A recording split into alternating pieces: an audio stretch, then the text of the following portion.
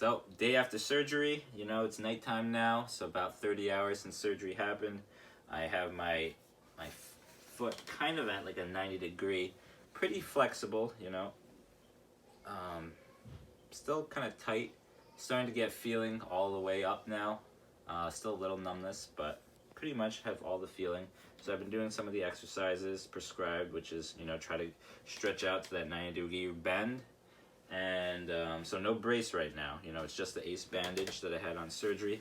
Then there's another exercise where I try to just straighten out my knee as straight as it can go and try to hold that for like 3 minutes. So there's that one, and then the other one is just to lift the leg up in the air. Do that like 5 times. Anyway, getting a lot more mobility. It's just day 2, or yeah, the first day out of surgery. So feeling pretty good. Just taking the Advil still. I am starting to feel some of the pain, but I think I can last with Advil. We'll see. Well, that's it for today. Okay, day 3, about 48 hours after surgery. They said I could take off my ACE bandage that they had on. So that's what I'm doing. Is that blood?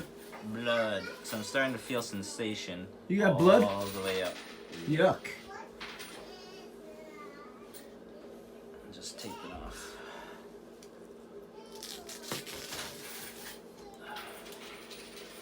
Bandage.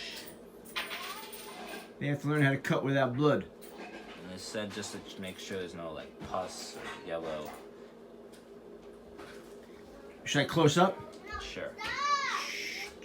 So I don't see any yellow discharge, so I think I'm good there.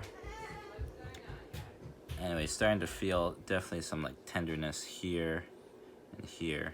I'm still just taking Tylenol, and so far that's doing the trick, but I'm starting to feel a bit of pain. Not too much though, right? Not too much.